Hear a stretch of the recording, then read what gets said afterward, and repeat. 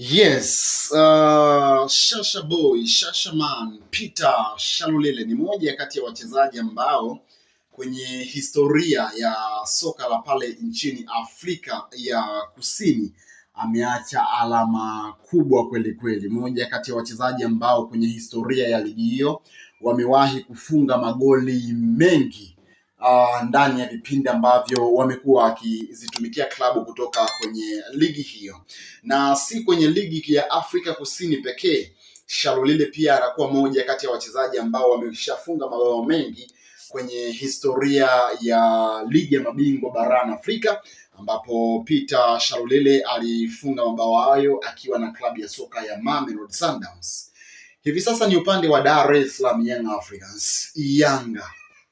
kwani tunafahamu Peter Shalulile tayari alikwisha kujiunga na klabu hiyo ya soka ya wananchi Yanga, na ameshaingizwa kwenye project ya maandalizi ya Young Africans kuelekea msimu ujao, ambapo tunafahamu kabisa Young Africans msimu unao kuja watakuwa na kampeni ya muendelezo wa kufanya vyema kwenye michuano mbalimbali ambayo wanakwenda kushiriki, na moja kati ya michuano ambayo Young Africans wamepania kufanya vyema kweli kweli ni michuano ya ligi ya mabingwa barani Afrika, ambapo Yanga wanakwenda kuianza safari yao na Gaborone United kwenye first preliminary round, ambapo Young Africans wanatarajia kufanya vyema kuanzia kwenye hatua hiyo. Sasa moja kati ya viashiria ambavyo vinatuonyesha kwamba Young Africans wanaendelea na mashindano hayo na wanaendelea na maandalizi kuelekea mashindano hayo na wapo serious na maandalizi hayo ni michezo ya kirafiki ambayo Young Africans wamekuwa wakicheza, ambapo tunajuzwa tu ya kwamba Young Africans walikuwa na mchezo wa kirafiki waliocheza, ambapo walifanikiwa kuibuka na ushindi wa magoli 9-1.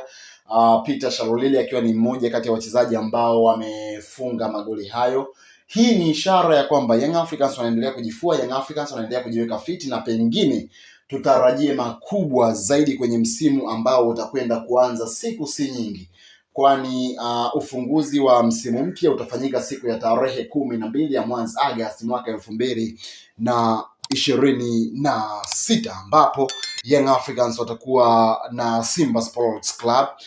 Huu utakuwa ni mchezo wa ngao ya jamii, na mchezo huu kwa mujibu wa taarifa iliyotolewa na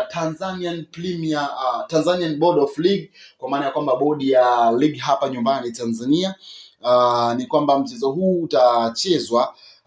siku ya tarehe 12 ya mwezi Agosti mwaka 2026, na utaanza majira ya saa 2:15 za usiku katika uwanja wa New Aman Complex pale visiwani Zanzibar. Kuanzia mchezo huo ndipo tutakapopata kushuhudia baadhi ya nyota wa vilabu hivi viwili vikongwe hapa nyumbani Tanzania, Simba Sports Club na Young Africans, wakiendelea kuvitumikia. Lakini kwa jinsi ambavyo Young Africans wameendelea kuonyesha performance nzuri kabisa kwenye michezo mbalimbali ya kirafiki, naweza kusema kwamba huenda mchezo huo ukawa ni mchungu kwa upande wa klabu ya soka ya wekundu wa Msimbazi Simba, ambao tulishuhudia wakisuasua kwenye mashindano ya Sekafa Kagame Cup pale nchini Rwanda na waliondolewa. Lakini hiyo haitoshi kusema kwamba wanaweza kuwa na wakati mgumu kwenye mchezo huo, kwa sababu muda wa maandalizi bado upo. Lakini kwa upande wa Young Africans, wao wanaweza kusema kwamba mpaka hivi sasa huenda maandalizi yao yakawa yamekamilika, kwa sababu kwanza kabisa walianza maandalizi hayo mapema, kwani wao hawakwenda kwenye michuano ya Sekafa Kagame Cup. Lakini pia matokeo ambayo wamekuwa wakiendelea kuyapata kwenye michezo mbalimbali ya kirafiki yanatuonyesha ya kwamba Young Africans wapo tayari kwa lolote na wakati wowote. Ndivyo hilivyo mwanamichezo. Kama ndo mara yako ya kwanza kabisa unaungana nasi, tazama chini ya video yako kuna maneno yanayosomeka kama subscribe, yabonyeze mara moja. Mara baada ya kufanya hivyo, kuna alama moja ya kengele itatokea na utaibonyeza mara moja, na hapo moja kwa moja utakuwa umekwisha kujisajili na kwa muda wetu wa karibu kabisa wa channel yetu.